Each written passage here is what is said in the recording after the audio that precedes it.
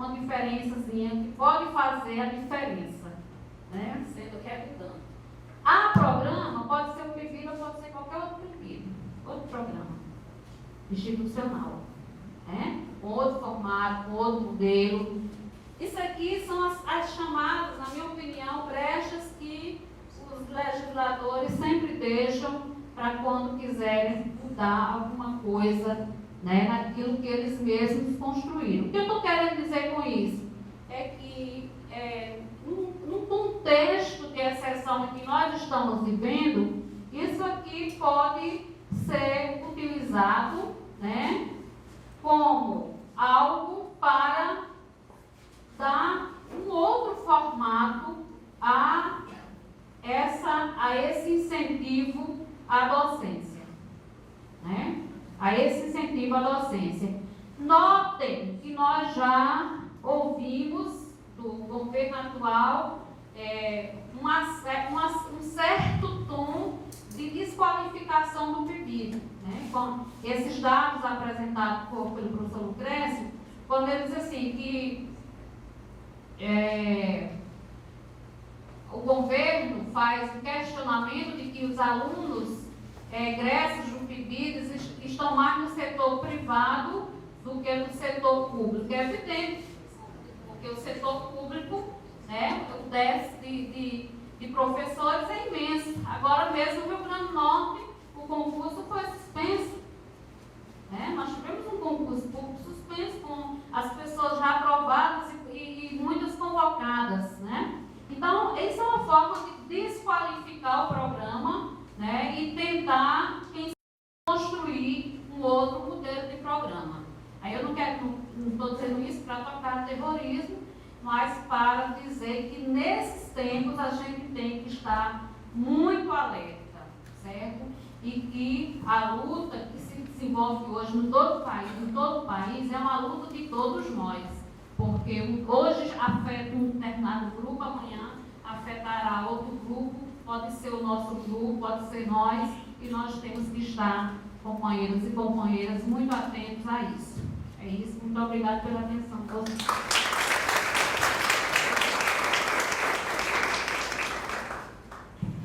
Dando continuidade, passaremos a palavra agora ao professor Mário Bispo dos Santos.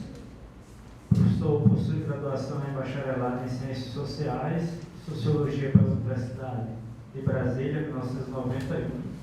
Graduação em Pedagogia pela Universidade de Brasília, 1996.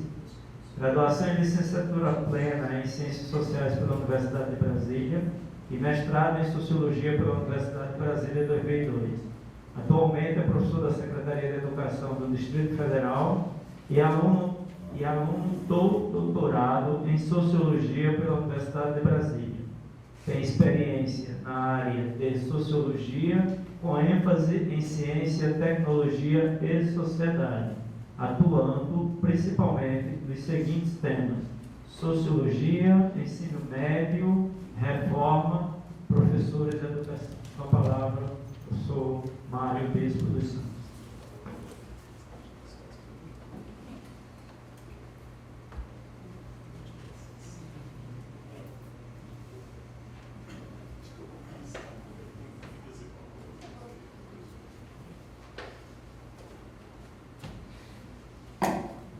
Boa tarde. Cumprimentar a mesa. Agradecer ao convite feito pela Universidade Federal do Rio Grande do Norte para estar aqui presente. Eu, inicialmente, eu sou professor da rede, do DF, e faço doutorado sobre as representações sociais dos bolsistas do PIBID na área de ciências sociais. Pretendo concluí-lo nesse final de ano. Eu sempre gosto de começar com uma frase de Aristóteles que fala que a ciência nasce do espanto. E qual teria sido o meu espanto, né, para poder iniciar uma pesquisa sobre o PIBID na área de ciências sociais? Não foi falado sobre. Eu fiz a licenciatura em ciências sociais, mas muito me espantou quando, em 2012, eu participei de um evento aqui no Rio Grande do Norte, em Mossoró, mas Universidade Estadual do Rio Grande do Norte, para o PIBID de Ciências Sociais, e me impressionou muito o engajamento, o tipo de perspectiva que os alunos bolsistas do PIBID tinham em relação à licenciatura em Ciências Sociais. Porque na minha formação eu não tive aquela forma de ver a realidade, né?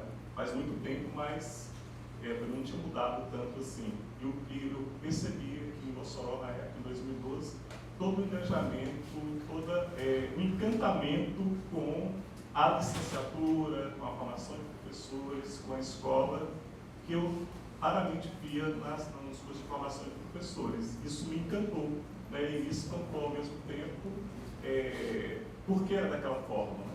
O que é que levava a esse tipo de situação? Ontem eu estava participando do GT, coordenado pela professora Carlos, pela professora Patrícia, sobre o PIBID, e alguns alunos, egressos do PIBID e já no mestrado, falando também desse encantamento, né? Que na sua formação houve um antes e depois do PIBID, né? Eles vão ver o amor pelo PIBID que não passava. Então tudo isso me chamou muito a atenção na época, e foi a partir daí que eu comecei fiz uma proposta, um projeto, o doutorado, a seleção doutorado em Sociologia na UNB, e entrei a partir de 2013.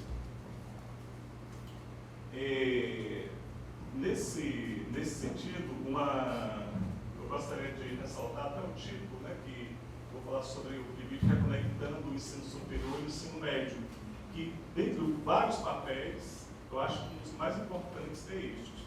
Né? Como é que o PIBID conseguiu, na nossa área, especificamente, ciências sociais, ajudar nesse processo de reunir, né, de reunificar o ensino médio e o ensino superior.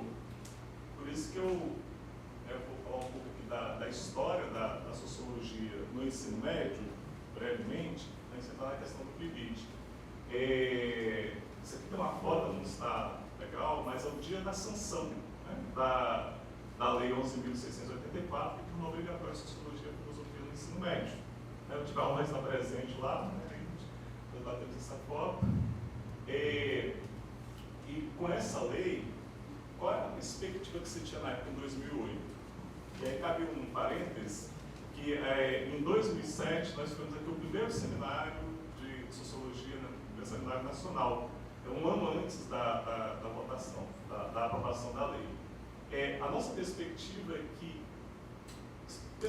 esperança, mas que com a lei é o fim da história de idas e voltas da sociologia no ensino médio, né? Uma intermitência, né, que muitos chamam.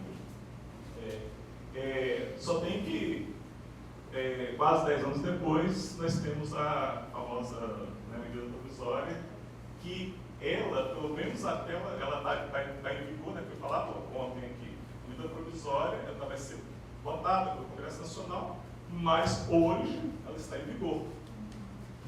Então, ela estando em vigor, toda a parte que a Lei 11.684 alterou da LDB, que é o artigo 36, foi retirado, foi modificado pela medida provisória. Não existe mais essa lei. Ainda que na medida provisória não é falado, revoga-se a lei tal, mas todo o artigo 36 foi modificado.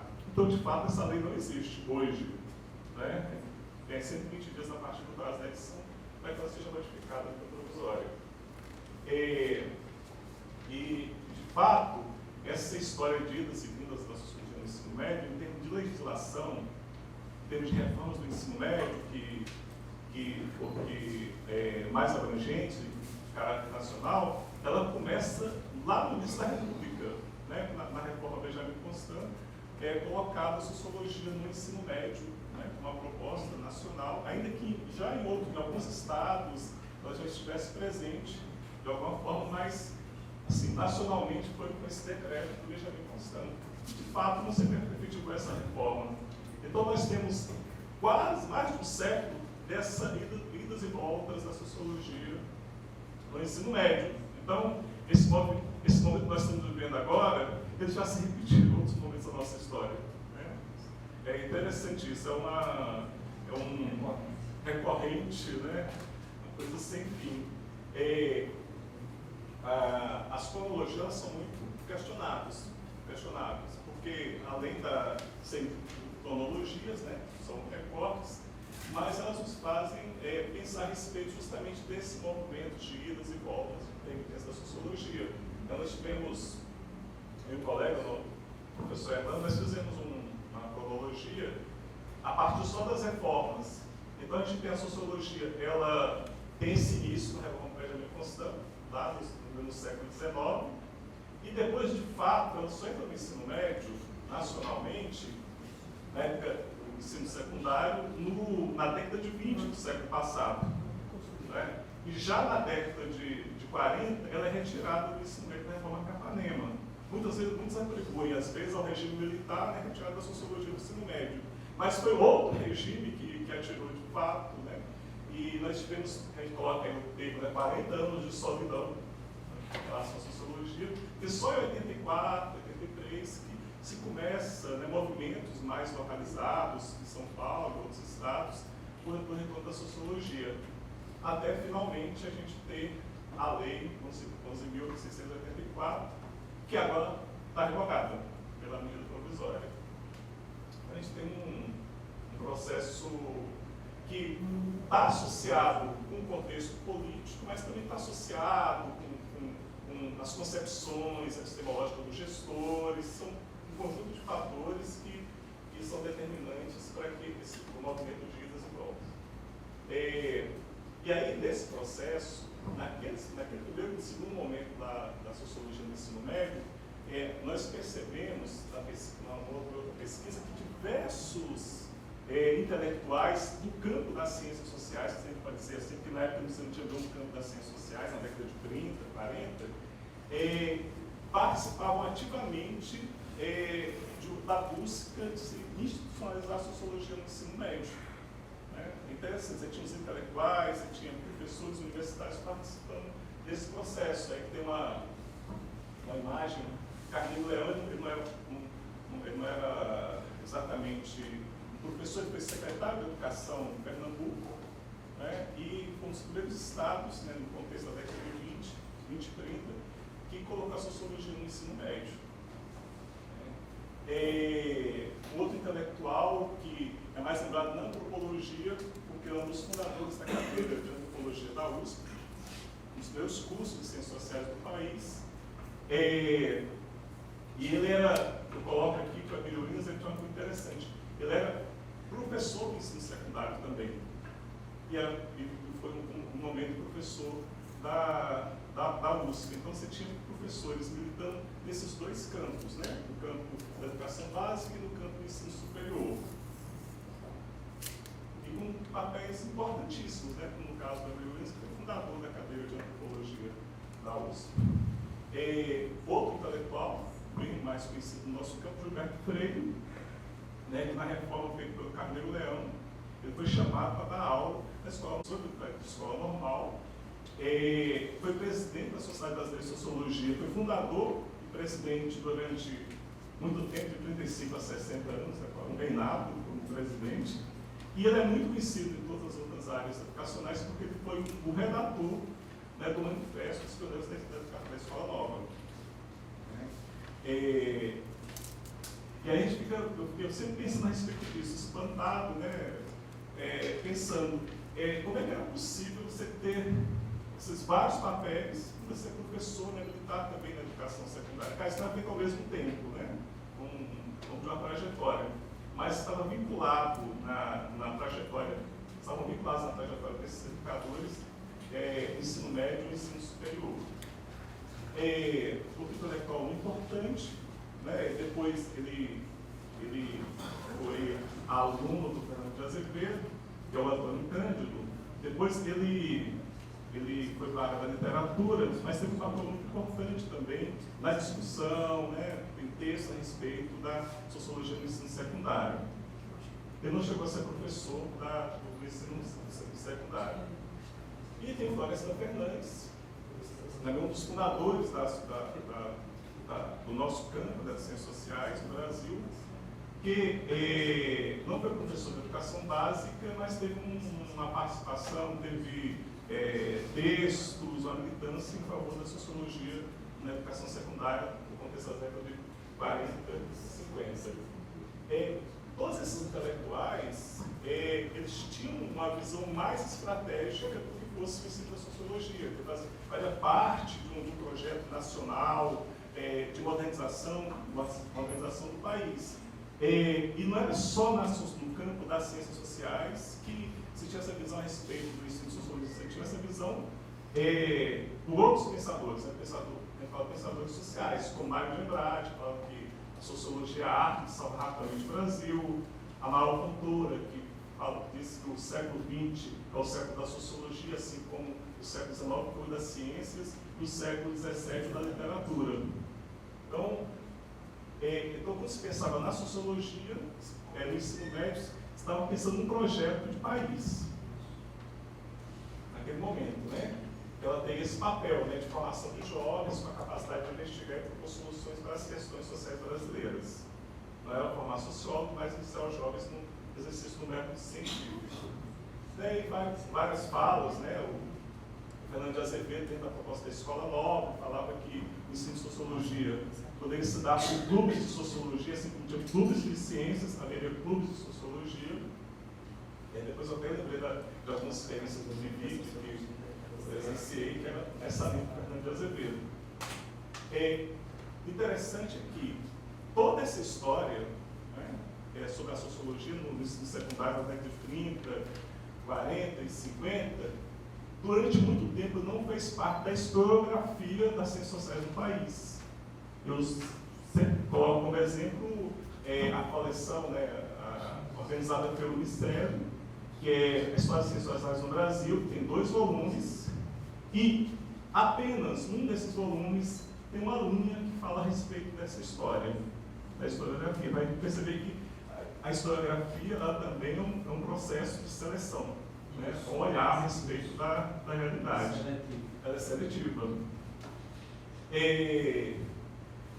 Com as discussões a respeito da sociologia do ensino médio, começam a surgir trabalhos, pesquisas a respeito dessa história.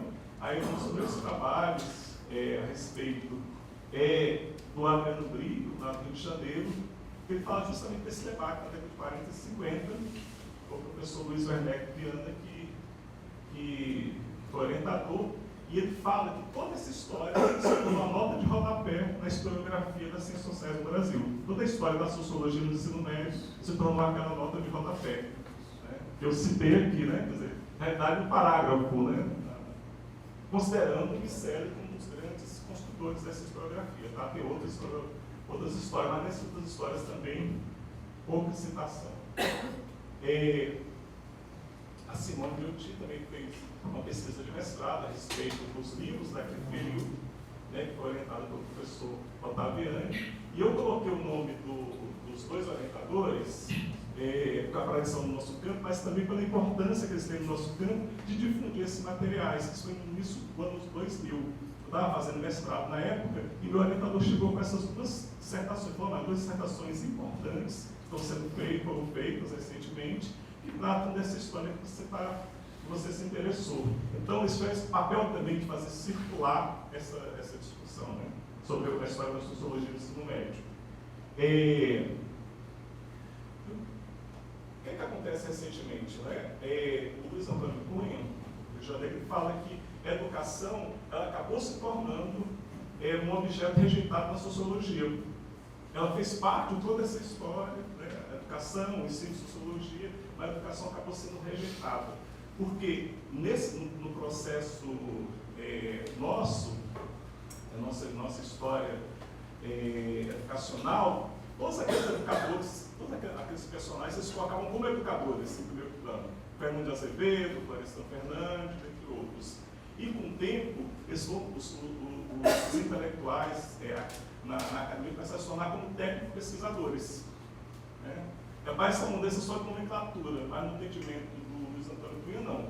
Né? Isso é uma mudança também de postura. A educação deixou de ser um objeto privilegiado das ciências sociais, né? e se tornou, no entendimento dele, objeto rejeitado.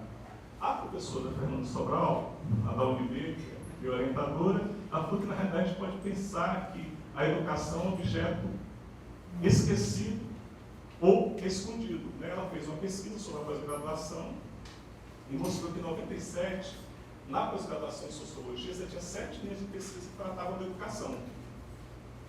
Em 2009, houve uma diminuição, só 3 linhas. Né? Todos os programas, explicitamente, na área de ciências sociais ou sociologia, só tinha 3 linhas de pesquisa. Todavia, quando ela foi examinar essas várias linhas, ela identificou que a educação estava presente em diversas... Quanto tempo? Não, ainda Tem tempo. 2 minutos. Esse aqui é só. Estava embutida em várias linhas de pesquisa. Na realidade, ela não estava esquecida, ela estava embutida em diversas linhas de pesquisa. Esse fato é importante, vai falar daqui a pouco. Aí, isso que eu vou passar rapidamente, a gente percebe que, mais recentemente, esse quadro também é modificado no nosso campo por diversos fatores que a gente chama de condições socio-institucionais. Primeiro, 2008, com obrigatoriedade, né, ela tem impacto. 2009, nós temos o PIBID, que também tem impacto. Temos a sociologia, a partir de 2009, sendo cobrada no Enem. Né? A gente vai até questionar como é que está sendo cobrada. Né? A gente teve uma discussão essa semana agora, né, sobre o tipo de questão que está no Enem, mas ela está presente no Enem, então isso tem impacto. E nós temos o Plano Nacional do Ensino Didático, que desde de 2012 você tem os livros didáticos para a área de sociologia. E aí, especificamente sobre o PIBID, né, eu trouxe alguns dados da pesquisa, que são parecidos com o professor Lucrécio, tem especificidade em ciências sociais. Em 2015, pensando só nos bolsistas da iniciação, tá? Não coloquei os que recebem bolsas, supervisores, coordenadores institucionais, coordenadores de área. Nós tínhamos 1.497 bolsistas em 2015, em 73 projetos. Né? Tem essa nomenclatura específica do PIBID, porque às vezes a universidade tem 3, 4, 5 projetos só de ciências sociais. Tipo o Unesp, né? Tem 2 projetos, a Universidade do Rio de Janeiro tem 2 projetos, então você tem uma variação. Então são 73 projetos, sendo que em 2013 no edital foram aprovadas 1.694 bolsas, mas concretizadas 1.497. E no total das bolsas, o professor já tinha citado, temos 70 mil bolsas para iniciação. A distribuição regional das bolsas de iniciação às ciências sociais. Os dados são próximos do que o professor falou, ele falou de nível nacional, né, mas as ciências sociais reflete um pouco o que foi falado. Nós temos na região Nordeste, o maior número de bolsistas de iniciação das ciências sociais. Embora não seja um dado tão diferente da região Sudeste, a região que tem menos, a região Norte, que também reflete nacionalmente, né, o Norte e o Centro-Oeste tem menos bolsas. O Centro-Oeste dá uma diferenciação porque você tem 2 universidades com o PIBID. Outro dado importante, a natureza que aí diferencia um pouco do contexto nacional que o professor Lucrécio.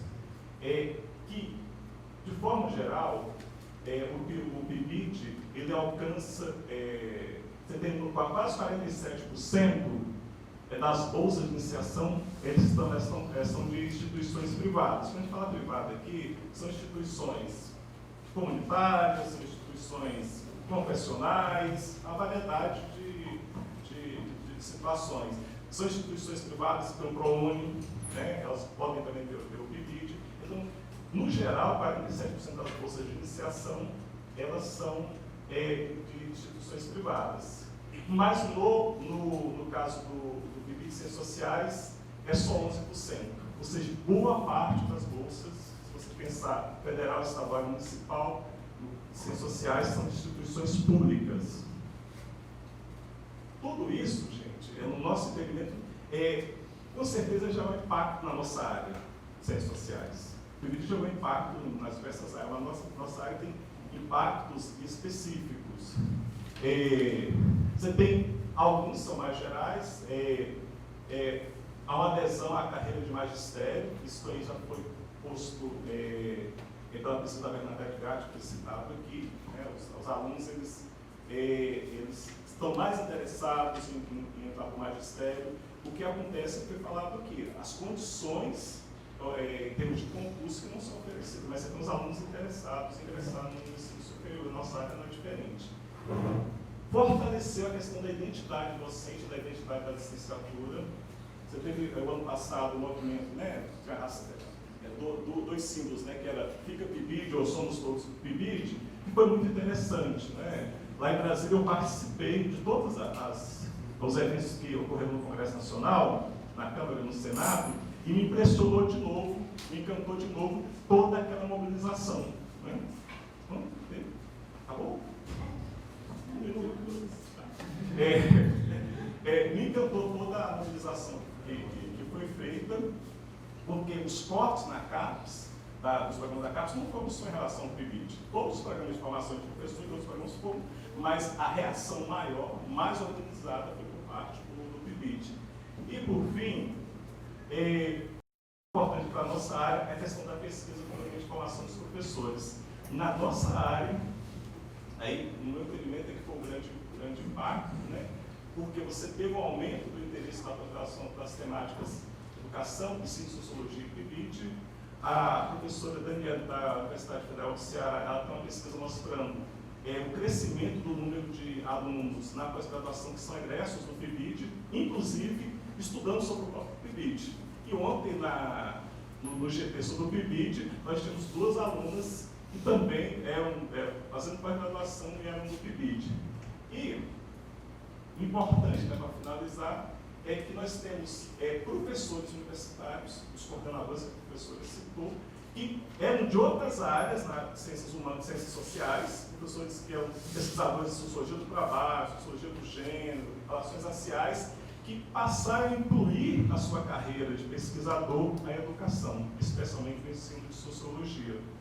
Isso oficialmente, né, porque como é um programa da CAPES, então isso consta no currículo desses professores. Então, é dessa forma que a gente percebe a reconexão entre o ensino médio e o ensino superior, promovido pelo PIBID, especificamente na nossa área, onde a sociologia já compunha, a sociologia da educação era um objeto esquecido. Aí tinha outras coisas que a gente fala depois.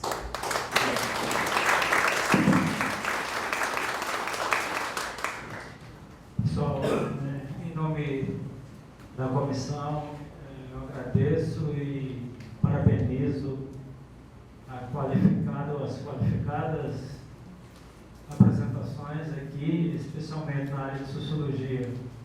Quero dizer ao professor Mário Bispo que você tocou o meu lado de historiador, né, e trouxe aquilo que o Alessandro Cortelli chama de memória subterrânea. Eu acho que é muito interessante essa memória subterrânea que você trouxe do ensino, da sociologia do ensino médio. Eu acho que vai contribuir bastante para a programação que vem a seguir, que é a nossa roda de conversa. Mas a gente abre agora, estou me antecipando, pode ser que o pessoal comece a sair, estou agradecendo em nome da comissão, né, essas 3 valiosas apresentações aqui, e abre para o debate. Né? Então, está aberto, né, o debate. Vamos fazer 5 inscrições. Se as pessoas vêm aqui, faz a pergunta